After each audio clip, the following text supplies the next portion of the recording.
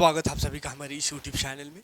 तो चलिए आज के वीडियो में देखेंगे 10 क्लास का साइंस सेकेंड चैप्टर अम्ल, क्षारक और लवण। ये रिवीजन अभी करा रहे हैं क्योंकि एक बार चैप्टर कंप्लीट करा चुके हैं, तो रिवीजन स्टार्ट कर दिए हैं मैथ और साइंस दोनों का।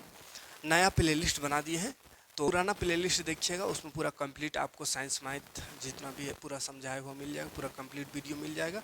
और नया प्लेलिस्ट जो है इसमें 2024 के हिसाब से फिर से रिवीजन सुपर फास्ट करा दे रहे हैं, और क्वेश्चन आंसर कैसा कैसा आएगा उस सभी की तैयारी इस चैनल में आपको कराएंगे। तो चैनल में नए हो तो ज़रूर से ज़रूर सब्सक्राइब कर लीजिएगा, बेल का आइकन को प्रेस कर नोटिफिकेशन ऑन कर लीजिएगा ताकि कोई भी वीडियो आपसे मिस ना हो। तो चलिए शुरू करते हैं। अम्ल, क्षारक और लवण चैप्टर का नाम है अम्ल, क्षारक और लवण।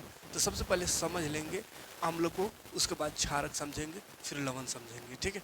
तो अम्ल क्या है?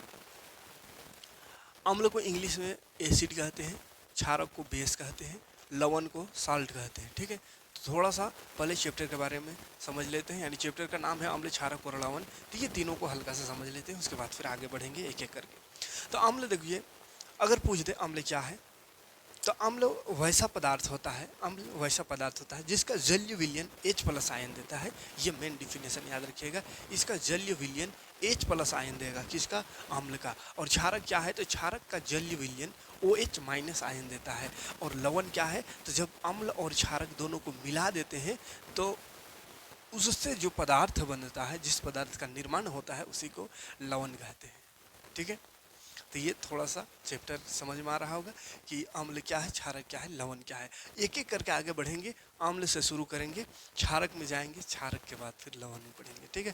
तो आपको साइड में यहाँ पे नोट्स दिखाते चलेंगे, ताकि आप अगर किसी का डिफिनेशन लिखना चाहे, कोई चीज़ नोट्स करना चाहे तो आप नोट्स कर सकते हैं। और यहाँ पे जो साइड में नोट्स आपको दिख रहा होगा, वो नोट्स हमने अपने हाथों से बनाया है, बहुत ही मेहनत से ये नोट्स तैयार किए हैं। अभी 13वां चैप्टर कर रहे हैं, 13वां चैप्टर में काम हो रहा है, और मेरा लैपटॉप ही ख़राब हो गया है। अब पता नहीं कैसे सही अगर हो कर पाएंगे, लैपटॉप सही हो पाएगा तो बहुत जल्द सारा चैप्टर कंप्लीट हो जाएगा, उसके बाद आपको प्रोवाइड करना शुरू कर देंगे।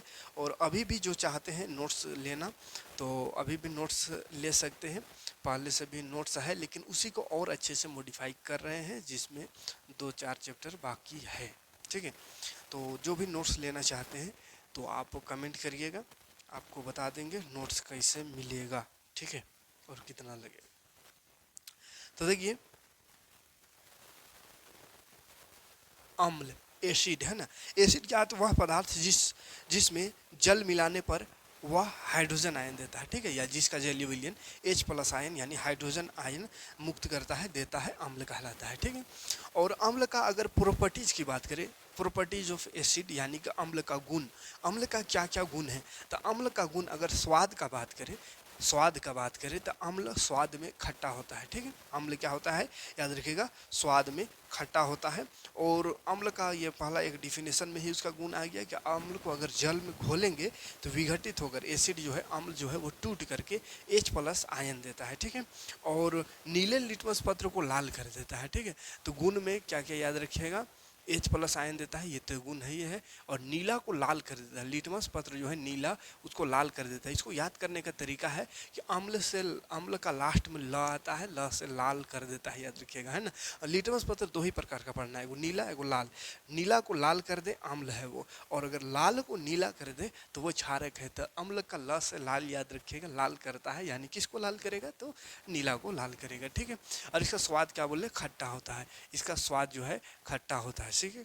स्वाद अगर इसका देखा जाए, चख के देखिएगा, तो ये खट्टा होता है। और इसका पीएच मान का बात करें तो पीएच जो है 7 से कम होता है, अम्ल का पीएच मान 7 से कम होता है। ये इसका गुण है, ये इसका प्रॉपर्टी है। 4 प्रॉपर्टी याद रखिएगा, H+ आयन देता है पानी में घोलने पर, नीला को लाल कर देता है, लिटमस पत्र, स्वाद में खट्टा होता है, और पीएच मान 7 से कम होता है, ठीक है। ये अम्ल हुआ। अब अम्ल का अगर प्रकार देखें तो 2 प्रकार से अम्ल को देखा जा सकता है, उसके प्रबलता के हिसाब से, स्ट्रेंथ के हिसाब से। यह होता है प्रबल अम्ल, और एक होता है दुर्बल अम्ल, है ना। उधर आपको दिख रहा होगा दुर्बल अम्ल। प्रबल अम्ल को स्ट्रॉन्ग एसिड कहते हैं, दुर्बल अम्ल को वीक एसिड कहते हैं। स्ट्रॉन्ग माने मजबूत, है ना, तो मजबूत। देखो ध्यान से, अम्ल किसे कहते हैं, तो जिसमें H प्लस आयन निकले उसको अम्ल कहते हैं। तो प्रबल अम्ल यानी स्ट्रॉन्ग अम्ल किसको कहेंगे, स्ट्रॉन्ग। स्ट्रॉन्ग माने क्या, मजबूत। तो मजबूत अम्ल किसको कहेंगे, यानी हेवी अम्ल थोड़ा किसको कहेंगे, तो जिसमें H प्लस आयन निकलता है वो अम्ल है। तो अगर H प्लस आयन ज़्यादा निकलेगा तो ही तो उसको प्रबल अम्ल कहेंगे, ठीक है। तो जिसमें ऐसा पदार्थ, ऐसा अम्ल जिसमें H प्लस आयन ज़्यादा निकलता, अधिक मात्रा में निकलता है तो उसको प्रबल अम्ल कहते हैं। और दुर्बल अम्ल जिसमें H प्लस आयन कम मात्रा में निकलता है उसको दुर्बल अम्ल कहते हैं, याद रखिएगा, ठीक है। प्रबल अम्ल का एग्जाम्पल एक दो ठो याद रखिएगा, HCl हो गया, H2SO4 हो गया, उसके बाद फिर HNO3 हो गया, नाइट्रिक अम्ल, ठीक है, सल्फ्यूरिक अम्ल, हाइड्रोक्लोरिक अम्ल, और HBr हो गया, हाइड्रोब्रोमिक अम्ल, ठीक है। तो ये सब प्रबल अम्ल है। दुर्बल अम्ल का बात करें तो दुर्बल अम्ल में आ जाएगा ऑक्जेलिक अम्ल, लैक्टिक अम्ल, ये सब, ठीक है, कमजोर अम्ल जिसमें H प्लस आयन कम निकलता है, ठीक है। और दो तरह से अम्ल को देखेंगे, ठीक है। और दो तरह से अगर अम्ल को देखें तो और क्या क्या है अम्ल में, देखिए, एक होता है सांद्र अम्ल, एक होता है डाइल्यूट अम्ल। डाइल्यूट अम्ल को हिंदी में क्या, तनु अम्ल, ठीक है। दो तरह का और अम्ल देखेंगे, एक होता है सांद्र अम्ल। सांद्र अम्ल अगर पूछ दे किसे कहते हैं तो सांद्र अम्ल, और एक ठो याद रखिएगा इसका उल्टा, क्या बोले थे, तनु अम्ल, तनु अम्ल, तनु अम्ल,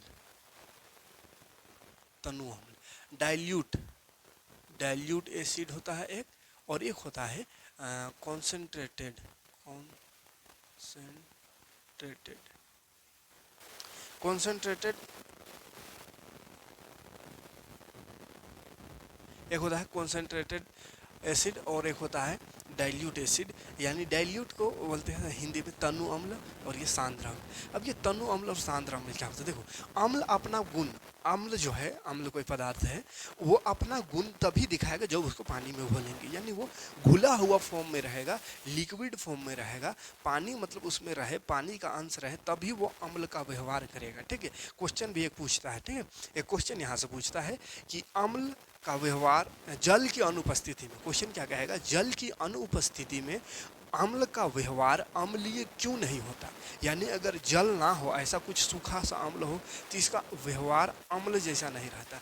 जैसे ये एक पेन है, वाइट बोर्ड मार्कर में, मार्कर है यहाँ लिखने वाला, तो अगर ये भी अगर सूख जाए, इसका जो इंक है अंदर वाला वो पूरी तरह से सूख जाए तो नहीं लिखाएगा। यानी ये है मार्कर, लिखने वाला चीज़, लेकिन ये अपना जो गुण है उसको खो देगा, इसका व्यवहार लिखने वाला नहीं रह जाएगा अगर वो सूख गया तो इसका व्यवहार क्या हो जाएगा, पेन का नहीं रहेगा, यानी लिखने का व्यवहार नहीं रहेगा। तो उसी तरह ये क्वेश्चन है कि अम्ल का व्यवहार अम्लीय नहीं रहेगा अगर वो सूखा हुआ रहे, यानी पानी ना रहे, तो क्यों, इसका आंसर देना रहेगा। बहुत बार एग्जाम में पूछता है, तो इसका जवाब में लिखना है क्योंकि अम्ल, अम्ल का जल विलयन, अम्ल को जल में घोलने से ही H प्लस आयन निकलता है। H प्लस आयन कब निकलता है, जब अम्ल को घोलेंगे।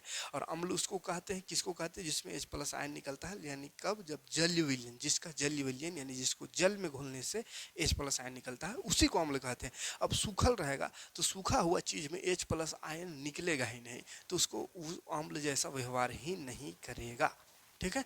तो चूंकि जल की अनुपस्थिति में अम्ल H प्लस आयन नहीं देता है, इसीलिए जल की अनुपस्थिति में अम्ल अम्ल व्यवहार नहीं करेगा, है ना, अम्लीय व्यवहार नहीं करेगा। यानी कि लिटमस पत्र को, लाल लिटमस पत्र, नीला लिटमस पत्र को जो लाल करना है वो भी नहीं कर पाएगा, पीएच मान भी नहीं दिख पाएगा उसमें, 7 से कम है कि अधिक है, ठीक है।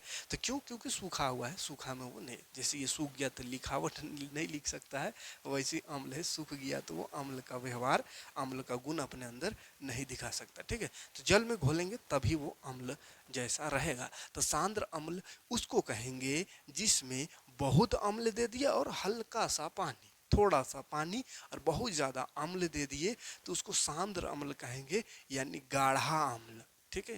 इसको ऐसे साधारण भाषा में क्या कहेंगे, गाढ़ा, है ना, यानी पानी अधिक, पानी कम, पानी कम अम्ल ज़्यादा, अम्ल ज़्यादा, याद रहेगा, पानी कम अम्ल ज़्यादा। जस्ट इसका उल्टा यहाँ, पानी दे दिए अधिक और अम्ल कम है, अम्ल कम है पानी अधिक है, तो इसको बोलेंगे तनु अम्ल। तनु अम्ल में शॉर्टकट में ऐसा लिखा हुआ रहता है DILHCl ऐसा लिखा हुआ रहेगा, तो इसको दिल HCl नहीं पढ़ने का, क्या पढ़ने का, डाइल्यूट HCl, यानी तनु अम्ल है। ये जो HCl है वो कम होगा और पानी ज़्यादा मिला हुआ होगा, इसका मतलब, ठीक है। और कॉन्सेंट्रेट CONC ऐसा लिखा हुआ है और HCl लिखा हुआ है, इसका मतलब HCl अम्ल है, अम्ल ज़्यादा होगा पानी कम होगा, कॉन्सेंट्रेटेड अम्ल लिखा हुआ है, एसिड लिखा हुआ है, ठीक है। तो इसको देख के घबराइएगा ना, एग्जाम कभी कभी ऐसा लिखा हुआ रहता है दिल HCl, तो कहता है दिल HCl जिंदगी में पढ़वे नहीं किए, तो दिल HCl का होता है। हम खुद कंफ्यूज हो गए थे ISC में ना, तो मैट्रिक में कंफ्यूज हो सकते हैं, तो याद रखिएगा, ठीक है। DIL मतलब डाइल्यूट, डाइल्यूट मतलब क्या, पानी अधिक, जैसे चीनी, थोड़ा सा चीनी लिए, थोड़ा सा, और पानी दे दिए हुमच के 1 डेगची, तो उसमें मीठापन आएगा, नहीं आएगा, तो तनु अम्ल हुआ, माने तनु चीनी कहेंगे, माने तन्नी कुन चीनी दिया हुआ है। और सांद्र अम्ल माने कि बहुत चीनी, 1 कटोरा चीनी और थोड़ा सा पानी, तो पूरा एकदम मीठा हो जाएगा, है ना, कचकचा के मीठा पूरा गाढ़ा रहेगा, तो उसको सांद्र अम्ल कहेंगे, ठीक है, कोई दिक्कत नहीं, याद रहेगा इतना सा। आगे बढ़ते हैं, क्षारक की ओर बढ़ते हैं। अंग्रेजी में कहते हैं बेस, बेबी को बेस पसंद है, वो वाला बेस नहीं, ठीक है, ये दूसरा किस्म का बेस। बेस क्या है, तो क्या बोले कि OH माइनस आयन देता है, इसको जल में घोलेंगे तो OH माइनस आयन देगा, है ना, इसका जल विलयन OH माइनस आयन देता है। और इसका गुण का बात करें, अगर इसका स्वाद देखें तो ये कड़वा होता है, ठीक है, स्वाद क्या होता है, कड़वा होता है, और OH माइनस आयन देता है, ये तो सही है। और तीसरा गुण अगर बात करें तो जैसे उसमें क्या था, pH लिटमस, है ना, नीला को लाल कर रहा था अम्ल, तो ये लाल को नीला कर देगा, ठीक है, लाल को नीला कर देगा। और इसका pH मान का बात करें तो 7 से अधिक होता है, pH मान 7 से अधिक होता है। इतना सा बात को याद रखना है अम्ल का, ठीक है। अम्ल स्वाद में खट्टा होता है, अम्ल का जलीय विलयन OH माइनस आयन देता है, हाइड्रोनियम आयन, हाइड्रोक्साइड आयन जो भी कह सकते हैं। लाल लिटमस पत्र को नीला कर देता है, pH मान 7 से अधिक होता है, क्लियर है। इसका भी 2 रूप हो सकता है। प्रबल क्षारक क्या है, जिसमें पानी में घोले तो OH plus ion, OH minus ion जो है बहुत ज़्यादा निकला तो प्रबल क्षारक, और OH माइनस आयन जिसमें कम निकलता हो, हल्का फुल्का, तो उसको दुर्बल यानी कमजोर हो, है ना, वीक बेस, और ये स्ट्रॉन्ग बेस, ठीक है। इसका एग्जाम्पल में हो जाएगा NaOH प्रबल क्षारक है, NaOH, BaOH का होल टू बेरियम हाइड्रोक्साइड, ये सब, ठीक है। और दुर्बल क्षारक के एग्जाम्पल में हो जाएगा HN3 अमोनिया हो गया दुर्बल क्षारक, और ये हो गया प्रबल क्षारक, याद रहेगा, प्रबल क्षारक, दुर्बल क्षारक। अब यहाँ से सबसे इम्पोर्टेंट चीज बताने जा रहे हैं, जो कि बार बार एग्जाम में पूछता है और कन्फ्यूजन होने वाला क्वेश्चन है, बहुत ही ज़्यादा कन्फ्यूज हो जाता है उसमें। तो क्षार एक होता है अल्कली, जिसको बोलते हैं अल्कली, ठीक है।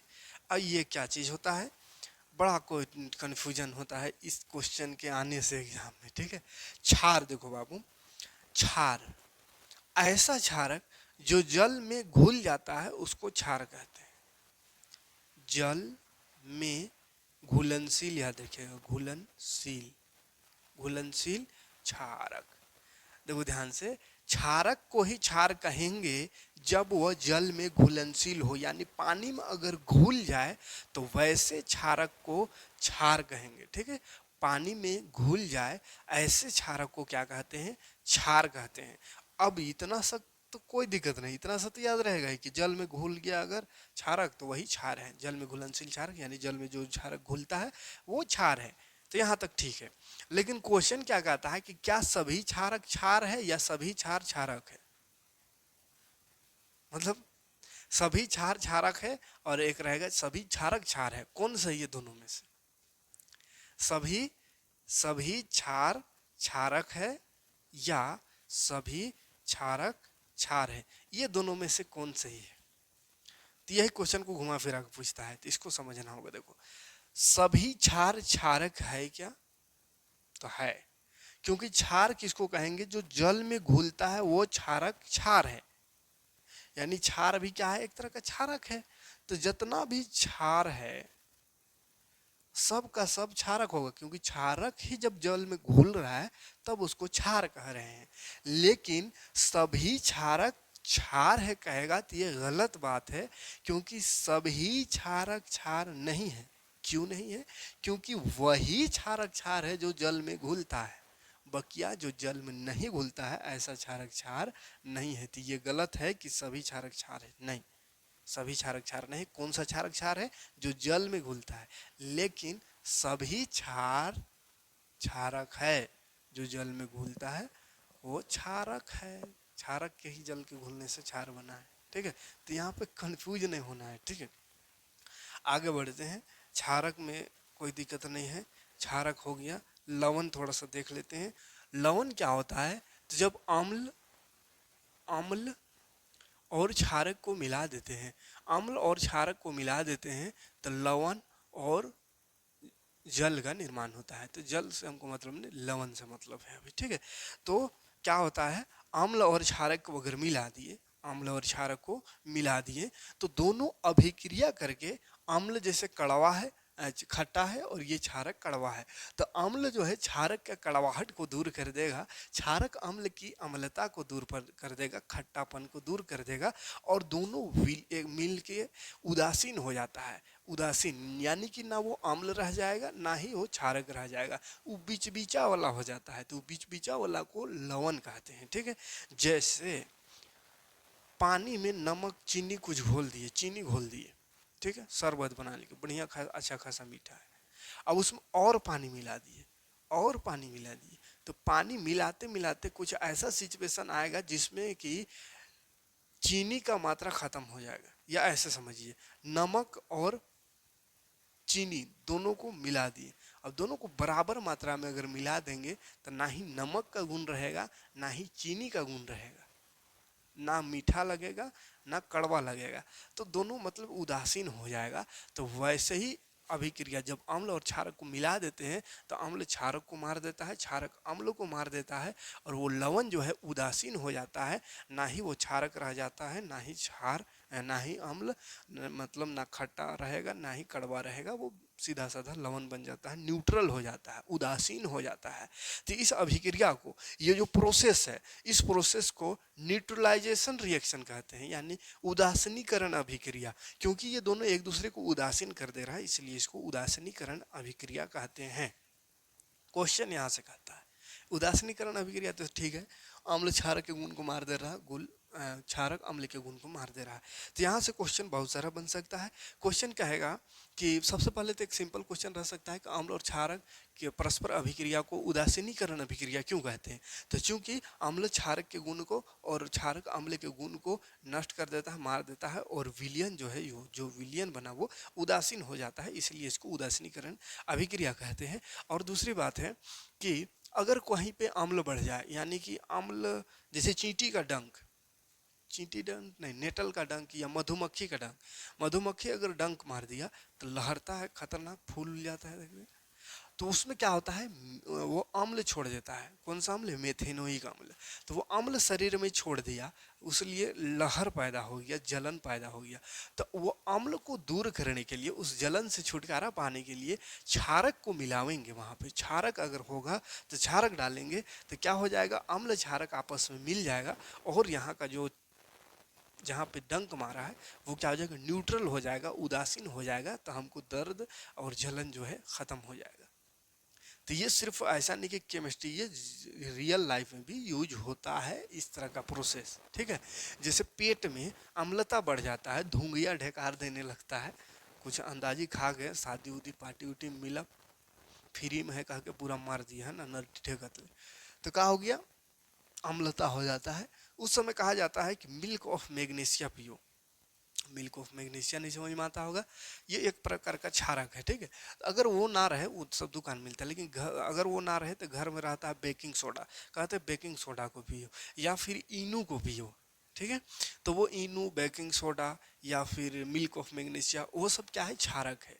क्योंकि पेट में अम्ल बढ़ गया जिससे कारण गड़बड़ हो गया, तो क्षारक को पियेंगे, क्षारक पियेंगे तो क्या हो जाएगा, दोनों आपस में मिलेगा, उदासीन हो जाएगा, सब दुख दर्द खत्म हो जाएगा। ठीक है, तो ये न्यूट्रलाइजेशन रिएक्शन का काम है ना। तो यहाँ पे जो क्षारक का उपयोग करते हैं अम्लों को मारने के लिए, उसको एंटा एसिड कहते हैं। क्या बोलते हैं? एंटा एसिड, यानी एसिड को मारने वाला। ठीक है, एंटा एसिड। तो पूछेगा अम्लता, पेट में अम्लता बढ़ गया तो उसको दूर करने के लिए क्या करेंगे? तो क्षारक पिएंगे। और क्यों दूर हो जाता है? तो चूंकि क्षारक और अम्ल मिलेगा, उदासीन हो जाएगा, इसीलिए दर्द उर्द दूर हो जाता है। ठीक है, डंक मारा, चींटी उटी, उसमें भी क्षारक मिला दे तो दर्द नहीं देता है, जलन दूर हो जाता है। क्यों? तो वही है उदासीनीकरण अभिक्रिया के कारण, यानी दोनों एक दूसरे को उदासीन कर देता है, इसीलिए। ठीक है, और या इससे और भी आगे क्वेश्चन पूछता है, जैसे बरसात के दिनों में मिट्टी, जो किसान होंगे वो जानते होंगे कि मिट्टी में चूना छिड़कते हैं बरसात के दिनों में। तो क्वेश्चन कहता है क्यों बरसात के दिनों में खेत में चूना क्यों छिड़कते हैं? तो क्यों छिड़कते हैं? क्योंकि मिट्टी में अम्लता बढ़ जाता है। बरसात के दिनों में कचरा उचड़ा बह के आता है मिट्टी में, अम्लता बढ़ जाता है, अम्ल बढ़ जाता है। चूना क्या है? क्षारक है। अम्ल और क्षारक मिलता है, क्या बनता है? क्या होता है? उदासीनीकरण अभिक्रिया, यानी उदासीन हो जाता है। तो अम्ल बढ़ गया, उसको कम करना है। अम्ल बढ़ गया तो फसल नहीं होगा सही, तो क्या करते हैं? चूना छिड़कते हैं, ताकि दोनों मिले, लवण जल यानी कि उदासीन हो जाए। उदासीन हो जाए, अम्ल खत्म हो जाए, और जो जमीन का मिट्टी जो है वो सही सलामत हो जाए, ताकि उसमें फसल उग पाए। ठीक है, तो ये दोनों का अभिक्रिया से लवण जल ये तो बनता है। इस अभिक्रिया को उदासीनीकरण अभिक्रिया कहते हैं, और इससे बहुत सारा क्वेश्चन बनता है, जैसे कि आप सभी को बताएं। तो याद रखिएगा, आगे चल के अभी पीएच स्केल पढ़ेंगे, उस समय भी ये सब देखना होगा, ये सब आएगा। ठीक है, तो चलिए, ये लवण समझ में आ गया होगा। अच्छा, दो तरह का तीन तरह का लवण भी हो सकता है। एक अम्लीय लवण होगा, एक क्षारीय लवण, और एक उदासीन लवण। ठीक है, तो जिसमें अम्ल ज़्यादा हो, यानी अम्ल को ज़्यादा, यानी प्रबल अम्ल और दुर्बल क्षारक को मिला दिए। प्रबल मतलब क्या होता है? स्ट्रोंग वाला अम्ल को मिला दिया, दुर्बल माने कमजोर वाला क्षारक। तो दोनों को मिलाएं तो थोड़ा थोड़ा अम्ल का गुण रहेगा, है, काहे कि कमजोर वाला ये बेसी है, ज़्यादा ताकतवर वाला, तो इसका थोड़ा बहुत तो रहेगा, इसका वहाँ पे गुण अम्ल का। तो अम्ल का थोड़ा बहुत गुण रहेगा, तो उसको अम्लीय लवण कहते हैं। क्या कहते हैं? अम्लीय लवण। और इसी का उल्टा कर दे कि अगर इसको दुर्बल, दुर्बल माने समझ में आ रहा है? कम, कम वाला, कमजोर वाला, अरे इसको प्रबल मिला दे, तो प्रबल ये ज़्यादा रहेगा, वो कम रहेगा, यानी उसमें ओ एच माइनस आयन ज़्यादा, उसमें एच प्लस आयन कम।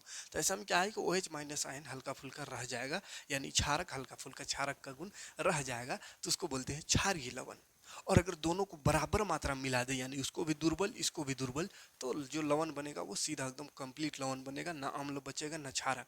और दोनों प्रबल प्रबल रहे, दोनों मजबूत रहे, तो भी न्यूट्रल रहेगा। दोनों का गुण खत्म हो जाएगा, बनेगा एकदम सीधा साधा लवण, ना उसमें अम्ल बचेगा ना ही क्षारक।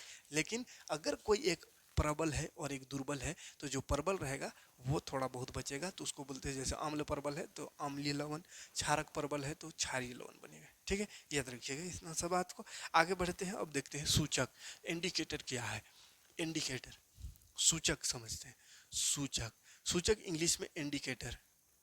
इंडिकेटर, इंडिकेटर जैसे गाड़ी का देखे होंगे, जो साइड में लाइट रहता है ना, इन्हें घूम रहा है तो इधर वाला जला देते, उधर घूमना हो तो इधर वाला जला देते। तो वो क्या इंडिकेट करता है? सूचना देता है कि हम इधर घूम रहे बाबा, इधर ना आने का, नहीं तो हमें चल जाएंगे। अगला क्या होगा? है बजट देगा। इधर जा रहे हैं तो इधर बजा बजा जला लेते हैं, ताकि कोई पीछे वाला देख के समझ जाए कि इधर घूम रहा है, तो थोड़ा कट ले इधर से, है ना। तो ये इंडिकेट कर रहा है, सूचना दे रहा है। तो ऐसे ही कुछ सूचना देने वाला चीज़ यहाँ पे भी पढ़ना है, उसको सूचक कहेंगे, सूचना देने वाला। तो यहाँ पे चैप्टर का नाम है अम्ल, क्षारक और लवण। तो क्या चीज़ का सूचना देगा? रास्ता का सूचना तो यहाँ पे नहीं देगा। यहाँ पे किस चीज़ का सूचना देगा? कि कौन अम्ल है, कौन क्षारक है, उसका सूचना। तो ऐसा पदार्थ जो अम्ल और क्षारक की सूचना देती है, उसी को सूचक कहते हैं। ऐसा पदार्थ जो अम्ल या क्षारक का सूचना देता है, जो बताता है कि यह अम्ल है या क्षारक है, तो उसको सूचक कहते हैं। कैसे बताता है? तो दो तरीके से बताता है। या तो वो अपना रंग बदल देता है, या तो अपना गंध बदल देता है। ठीक है, या तो अपना रंग बदल देगा या अपना गंध बदल देगा। तो कोई पदार्थ है वो अम्लीय माध्यम पर जाएगा तो वो अपना रंग बदल दिया या गंध बदल दिया, जिससे जानेंगे कि अम्ल है ना। वैसे ही क्षारक में जाएगा तो उसका रंग और गंध बदल जाएगा। जैसे लिटमस पत्र याद कीजिए, अम्ल में लिटमस को डालेंगे नीला वाला को तो लाल हो जाएगा, और लाल वाला को अम्ल में डालेंगे तो कोनो फर्क नहीं पड़ेगा उसको, सिर्फ नीला को लाल करता है। उल्टा मत लिख दीजिए कि लाल डालेंगे तो नीला कर देगा, नहीं। क्षारक में लाल डालेंगे तो नीला कर देगा, और क्षारक में नीला डालेंगे तो कुछ नहीं कर पाएगा उसको। तो क्या है, लिटमस पत्र क्या है, एक सूचक है, सूचना दे रहा है। अम्ल में डाल रहे हैं तो अपना रंग बदल दे रहा है और बता रहा है कि हाँ ये अम्ल है, ठीक है। तो सूचना, सूचक क्या है समझ में आ रहा है, जो अपना रंग या गंध बदल करके और सूचना देता है किसका, तो अम्ल या क्षारक। वे पदार्थ जो अपने रंग या गंध में परिवर्तन कर अम्ल या क्षारक की उपस्थिति को दर्शाता है उन्हें सूचक कहते हैं, ठीक है। दो तरह का सूचक होता है, एक होता है प्राकृतिक सूचक और एक होता है कृत्रिम सूचक। तो प्राकृतिक सूचक क्या है, जो प्राकृतिक द्वारा प्राप्त हुआ, प्राकृतिक द्वारा जो प्राप्त हुआ है वो प्राकृतिक सूचक है। जैसे लिटमस, लिटमस पत्र जो कहते हैं वो कह रहे हैं वो लीचेन पौधा से बनता है, लीचेन का एक पौधा होता है उससे लिटमस पत्र बनता है। तो लीचेन पौधा, पौधा कौन, प्राकृतिक देन है, तो वो प्राकृतिक सूचक है। लीचेन पौधा से लिटमस पत्र बनाया गया तो वो प्राकृतिक सूचक है। तो प्राकृतिक सूचक, प्राकृतिक सूचक है लिटमस। लिटमस क्या करता है, आम्ल में अगर नीला को डाले तो लाल कर देता है, लाल को डाले आम्ल में तो कोई फर्क नहीं। क्षारक में लाल डाले तो नीला हो जाएगा, लेकिन नीला डाले तो कुछ नहीं होगा, ठीक है। तो एक लिटमस पत्र हो गया। एक हल्दी होता है, हल्दी, हल्दी को, अम्ल में हल्दी का रंग में परिवर्तन नहीं होता है, लेकिन क्षारक में लाल हो जाता है। हल्दी कैसा होता है, पीला होता है। देखिए हल्दी, हल्दी क्या होता है, पीला होता है। अब देखिए कभी देखे होंगे कपड़ा उपड़ा में कोनो हल्दी उल्दी लग गया, जैसे सब्जी का कुछ मतलब खाने वाला सब्जी खा रहे हैं, चूच आ गया कहीं पे, चू गया तो पीला हो जाता है। साबुन से उसको धोते हैं, लाल हो जाता है। काय को ध्यान दीजिएगा, कभी ऐसा हुआ होगा। तो हल्दी जो है, हल्दी पीला होता है। साबुन क्या है, क्षारक, क्षारक में हल्दी को मिला देंगे, हल्दी और क्षारक मिलेगा तो हल्दी का रंग लाल हो जाता है, ठीक है। तो ये भी रंग बदल के बता रहा है कि हम क्या है, सूचक है, सूचना दे रहे हैं क्षारक का। लेकिन यही अम्ल, यही हल्दी को अम्ल में डालेंगे तो कोई फर्क नहीं पड़ेगा, जैसा है वैसे ही पीला का पीले रहेगा, लेकिन क्षारक में लाल हो जाता है। तो ये एक सूचक से सूचना दे रहा है, ठीक है। फिर संश्लेषित सूचक होता है, कृत्रिम सूचक, जिसको इंसान द्वारा जो बनाया गया है। एक होता है फिनोल्फथेलिन, एक होता है मिथाइल ऑरेंज, इंसान द्वारा बनाया गया है, ठीक है।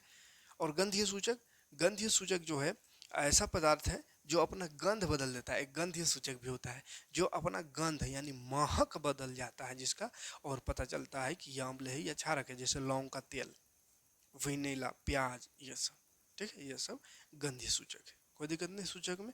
आगे बढ़ते हैं और देखते हैं अम्ल क्षारक के रासायनिक गुणधर्म। अम्ल और क्षारक के रासायनिक गुण, रासायनिक गुण मतलब रिएक्शन, अभिक्रिया, यानी किस चीज से मिलेगा अम्लीय क्षारक तो कैसा अभिक्रिया करेगा। तो सबसे पहले देखेंगे अम्ल का धातु के साथ अभिक्रिया, अम्ल प्लस धातु। अम्ल और धातु का अभिक्रिया कराएंगे बाबू तो वो बन जाता है लवण, और साथ ही साथ हाइड्रोजन गैस निकलता है, ठीक है। जैसे अम्ल लेते हैं एक ठो HCl, धातु लेते हैं कॉपर, तो CuCl2 बन जाता है, कॉपर क्लोराइड अम्ल हो गया, और हाइड्रोजन गैस निकलेगा, ठीक है। CuCl2 या Zn जिंक रहे तो ZnCl2 हो जाएगा, जिंक रहता तो ये HCl अम्ल है, कॉपर धातु है, दोनों मिला दिए तो लवण बन गया। लवण किसको बोलेंगे, अम्ल और क्षारक के हिसाब से देखिए तो उदासीन जो रहता है, और अगर ऐसे सूत्र के हिसाब से देखें तो जिसमें धातु और अधातु दोनों रहे, Cu धातु है, क्लोरीन अधातु है, ठीक है। तो धातु अधातु दोनों मिलकर जो यौगिक का निर्माण होता है वो लवण होता है, ठीक है। तो यहाँ पे लवण बन गया। तो अम्ल धातु से अभिक्रिया करने से लवण और हाइड्रोजन बनता है, याद रखिएगा, ठीक है। और दूसरा ये देखते हैं, धातु कार्बोनेट से अभिक्रिया अगर कराते हैं तो ये तो भी लवण बनेगा, लवण और कार्बोनेट CO2 प्लस H2 बनेगा, ठीक है, H2।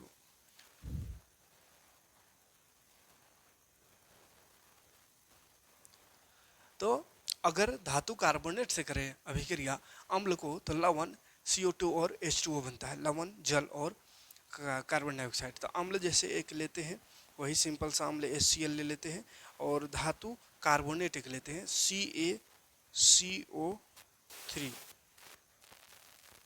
कैल्शियम कार्बोनेट, कार्बोनेट जिसमें CO3 लगा हुआ रहेगा, ठीक है। और धातु, धातु कैल्शियम है तो कैल्शियम कार्बोनेट, तो इसमें क्या बने, लवण बनेगा CaCl2, CaCl2 calcium chloride, calcium धातु, क्लोरीन अधातु, तो ये लवण हो गया। और साथ ही साथ CO2 और H2O बनेगा, ठीक है। Ca जो है क्लोरीन के साथ मिल जाएगा और बन जाएगा CaCl2, और बाद बाकी सब हाइड्रोजन और हाइड्रोक्साइड यानी जल और कार्बन डाइऑक्साइड में टूट जाएगा। ठीक है। तो धातु धातु कार्बोनेट से अभिक्रिया करेगा, लवण और कार्बन डाइऑक्साइड जल का निर्माण करेगा, याद रखने का बात है इसको। फिर हम लोग को अगर देखें धातु बाई कार्बोनेट से, एक होता है धातु बाई कार्बोनेट, धातु बाई कार्बोनेट। धातु बाई कार्बोनेट कौन होता है? जिसके बीच में H आ जाए, धातु और कार्बोनेट के बीच में H आ जाए, है ना, हाइड्रोजन, तो इसमें भी लवण CO2 और H2O ही बनता है, ठीक है। अम्ल ले लेते हैं HCl, धातु कार्बोनेट NaCO3, ये धातु कार्बोनेट हुआ लेकिन H बीच में लगा हुआ है, तो धातु बाई कार्बोनेट, या इसी को धातु हाइड्रोजन कार्बोनेट भी पढ़ सकते हैं, ठीक है। तो HCl धातु हाइड्रोजन कार्बोनेट से अभिक्रिया कराया, NaCl, Na और Cl धातु अधातु दोनों मिलके, और बाकी बात फिर CO2 और H2O बन जाता है, ठीक है। तो ये सब रिएक्शन याद रखिएगा विथ एग्जाम्पल। उसके बाद धातु का अब देखते हैं क्षारक से अभिक्रिया, ठीक है, क्षारक से अभिक्रिया। तो धातु को क्षारक से अभिक्रिया करा दें, क्षारक, तो धातु को क्षारक से अभिक्रिया कराने से भी लवण और हाइड्रोजन गैस ही निकलता है। तो धातु एक ले लेते हैं, जैसे Zn एक धातु ले लेते हैं, प्लस NaOH क्षारक है, तो ये क्या बन जाएगा? Na2ZnO2, ये लवण हो गया और हाइड्रोजन गैस निकलेगा, ठीक है। तो धातु और क्षारक अभिक्रिया करेगा तो लवण और हाइड्रोजन निकलता है। उसके बाद उदासीनीकरण अभिक्रिया तो बता दिए, अम्ल और क्षारक मिलता है तो लवण और जल बनता है, ठीक है, वो याद रखिएगा, उसको उदासीनीकरण अभिक्रिया कहते हैं। अब धातु ऑक्साइड का अम्ल के साथ अभिक्रिया देखते हैं। अम्ल से अभिक्रिया धातु ऑक्साइड का, अम्ल अगर धातु ऑक्साइड से अभिक्रिया करें, धातु ऑक्साइड तो भी लवण बनेगा, धातु ऑक्साइड लवण बनेगा, और ऑक्साइड है तो H2O बनेगा। ये इसको याद रखना है, क्वेश्चन यहाँ से रहता है, अम्ल अधातु ऑक्साइड से अभिक्रिया करने से क्या बनता है? तो लवण और जल बनता है, ठीक है। उसके बाद और देखते हैं क्षारक का, देखते हैं तो क्षारक अधातु ऑक्साइड से अभिक्रिया करता है, किससे? अधातु ऑक्साइड, तो क्षारक प्लस अधातु ऑक्साइड, धातु ऑक्साइड से क्षारक अभिक्रिया नहीं करता है, अधातु ऑक्साइड से क्षारक अभिक्रिया करता है, ठीक है। तो जैसे NaOH ये क्षारक है, अधातु ऑक्साइड यानी CO2 कार्बन डाइऑक्साइड ये अधातु ऑक्साइड है, तो यहाँ पे भी लवण और जल बनेगा, ठीक है, लवण और जल। तो Na2CO3 सोडियम कार्बोनेट और साथ ही साथ जल बनेगा, ठीक है। पीएच स्केल थोड़ा सा देख लेते हैं, ठीक है। पीएच स्केल तो पीएच स्केल आपको बताएं थोड़ा सा पहले भी, पीएच स्केल में देखो बाबू 14 तक नंबर रहता है, 1 से 14 तक। ये जो स्केल है वो ऐसा नापने वाला स्केल जैसा नहीं रहता है, ठीक है, ये इस तरह का कुछ रहता है पेपर का, इसमें 14 तक रहता है, ठीक है। यहाँ से इधर से 1 2 3 4 5 6 7 8 9 10 11 12 13 14, इस तरह के 14 तक लिखा हुआ रहता है, ठीक है। और इसमें अलग अलग कलर रहता है, अलग अलग क्या रहता है? कलर रहता है। अब इसको नापने का तरीका क्या है? जैसे इस एक विलियन है, ये एक विलियन है, इसमें पता करना है कि आम्ल है कि क्षारक है कि उदासीन है ये। तो इसका साथ और भी पेपर आता है ऐसा अलग अलग रंग का, अलग अलग तरह का। तो पेपर एक आता है छोटा छोटा, ये पेपर को क्या करेंगे? यहाँ डुबोएंगे, ऐसे डुबाएंगे, उसके बाद इसको निकालेंगे, तो ये जो पेपर है इसका रंग बदल जाएगा। अब रंग बदलेगा तो कैसा रंग जो होगा, इसका रंग को यहाँ से मिलाएंगे। जैसे यहाँ वाला रंग से अगर मैच करके, ये पूरा दुनिया में जितना रंग है सब रंग इसमें रहेगा, तो जैसा ये रंग बदला वैसा रंग को यहाँ मैच करेंगे। अगर वो रंग 11 नंबर से मिल रहा है तो कहेंगे कि इसका पीएच मान 11 है। अगर वो रंग 7 नंबर से मिल रहा है तो कहेंगे इसका पीएच मान 7 है। अगर वो रंग 4 नंबर वाला रंग से मिल रहा है तो कहेंगे पीएच मान 4 है। देखा, तो ऐसा नापा जाता है। अब बताएं कि 7 से कम, अम्ल में पढ़े थे कि पीएच मान 7 से कम होता है, तो 7 से कम रहेगा तो वो अम्ल कहेंगे, 7 से ज़्यादा रहेगा तो क्षारक कहेंगे, ठीक है। और अगर 7 रहे तो 7 रहे तो उसको उदासीन कहेंगे, ठीक है। उदासीन विलयन का पीएच मान 7 होता है, ठीक है। और 7 से कम रहे तो अम्ल, 7 से अधिक रहे तो क्षारक। क्लियर है? हाँ। अब देखो 7 से कम अम्ल को अम्ल कहते थे, 6 रहे तो हल्का फुल्का अम्ल, 5 रहे तो थोड़ा ज़्यादा अम्ल, 4 रहे, 3 रहे, 2 रहे, 1 रहे तो सबसे खतरनाक अम्ल। और इधर बढ़ते जाएंगे तो सबसे खतरनाक क्षारक होते जाएगा। ठीक है, कोई दिक्कत नहीं है। अब पीएच मान से क्या क्या क्वेश्चन पूछता है पीएच स्केल से, उसको देखते हैं। पीएच स्केल में कौन किसका मान कितना होता है, अम्ल का क्षारक का वो पता है। कोई विलियन रहेगा, कहेगा कि किसी विलियन का पीएच मान 7 से कम है तो वो उसका लिटमस पत्र पर क्या प्रभाव पड़ेगा। 7 से कम है तो 7 से कम है जैसे कहा तैसे समझना है कि ये अम्ल होगा, तभी तो 7 से कम पीएच मान है। तो अम्ल है तो अम्ल का लिटमस पत्र पर क्या प्रभाव पड़ता है, तो अम्ल नीले लिटमस पत्र को लाल कर देता है। ठीक है, तो क्वेश्चन थोड़ा घुमा फिरा के पूछता है। ठीक है, कंफ्यूज नहीं होना है। अब इसको दैनिक जीवन में अगर पीएच का महत्व देखें तो उससे क्वेश्चन पूछता है, बोलता है हमारे रक्त और हमारा शरीर, रक्त और हमारा शरीर का पीएच मान कितना होता है। तो याद रखिएगा हमारा शरीर का पीएच मान 7.0 से लेकर के, हमारा शरीर का पीएच मान 7.0 से लेकर के 7.8 तक रहता है। इस पर हमारा शरीर काम करता है। ठीक है, और इससे इधर उधर हुआ 7.0 से कम या 7.8 से ज़्यादा तो फिर तबीयत गड़बड़ है ना, शरीर में कुछ गड़बड़ी हो जाएगा। वर्षा के जल का पीएच मान अगर 5.6 से कम हो जाता है तब उसको अम्लीय वर्षा कहते हैं। ठीक है, 5.6 से कम हो जाए तो उसको अम्लीय वर्षा कहते हैं। और अम्ल वर्षा क्या होता है वो आप जानते होंगे, अम्ल वर्षा से क्या होता है। ठीक है, और मिट्टी का अम्लता, मिट्टी का अम्लता से क्वेश्चन पूछता है कि मिट्टी का अम्लता यानी मिट्टी में अगर अम्ल बढ़ जाए तो उसमें फिर चूना डालकर उसको क्षारक किया जाता है या उदासीन किया जाता है ना, क्योंकि मिट्टी में अम्ल बढ़ने से पौधा में नुकसान हो जाता है। ठीक है, यानी पौधा या फसल जो भी है वो सही नहीं होगा, इसीलिए अच्छी उपज नहीं हो पाती है। तो उसको क्या करते हैं, चूना डाल करके उसको सही करते हैं। ठीक है, ठीक करने का उपाय है चूना। अम्लीय माध्यम में भोजन का पचना, तो पीएच का महत्व हमारे आमाशय में उत्पन्न हाइड्रोक्लोरिक अम्ल HCl से भी है। HCl हाइड्रोक्लोरिक अम्ल हमारा आमाशय में होता है ना। HCl वो भी क्या है, अम्ल है, भोजन को अम्ल बना देता है। उसके बाद भोजन जब आगे जाता है तो पीत रस से पीत निकलता है जो कि बहुत ज़्यादा कड़वा क्षारक होता है, बहुत खतरनाक वाला। तो वो क्षारक फिर भोजन में मिल करके अम्ल क्षारक मिलता है, उदासीन कर देता है। ठीक है, तो शरीर के अंदर भी पीएच का खेला होते रहता है, अम्ल और क्षारक का खेला। ठीक है, हाँ।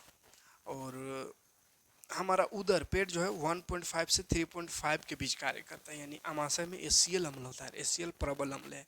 तो वो भोजन में मिल करके वहाँ का अम्ल को 1.5 से 3.5 के बीच रखता है। 1.5 से भी कम हो गया तो एकदम जलन उलन होने लगेगा, पूरा ढूंढिया ढकार देने लगेगा। ठीक है, तो उसमें इनू उनू पीते हैं और ठीक करते हैं।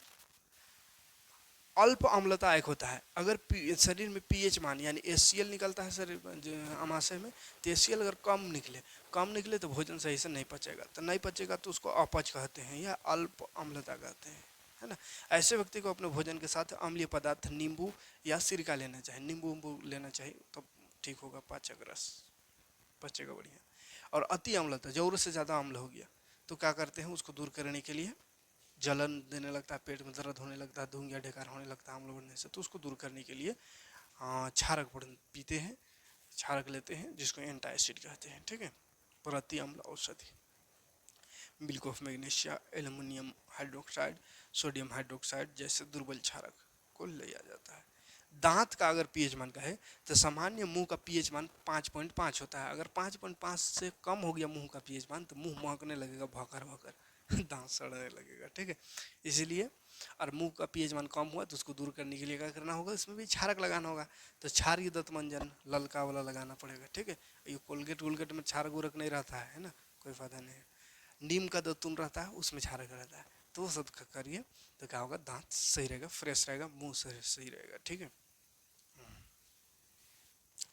तो मुंह का पीएच मान कम होने का कारण क्या है, मुंह का पीएच मान कम क्यों होता है। तो जैसे कोनो कोनो खाते हैं दिन भर तो खाते ही रहते हैं लेकिन रातों में सो जाते हैं। अब रात में साफ बिना किए अगर सो जाएंगे तो दांत में फंसा हुआ रहता है, दिन भर खाए वो सब, अब वो खाए रात भर में क्या होगा, उसमें कीटाणु पनप जाता है, सड़ जाता है वो और कीटाणु पनप जाता है और जिससे कि अम्ल बढ़ जाता है। ठीक है, तो इसलिए दांत का बीमारी, दांत तो सड़ने लगता है, कोई दिक्कत नहीं।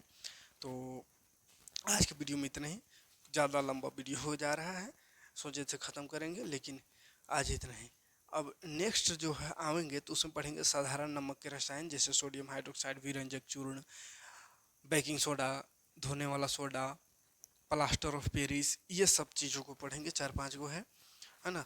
तो 5 चीज़ बच गया है जिसको नेक्स्ट वीडियो में देखेंगे, ये सब साधारण नमक के रसायन को, है ना। तब तक के लिए वीडियो समझ में आया होगा तो ज़रूर से ज़रूर लाइक और कमेंट करिएगा।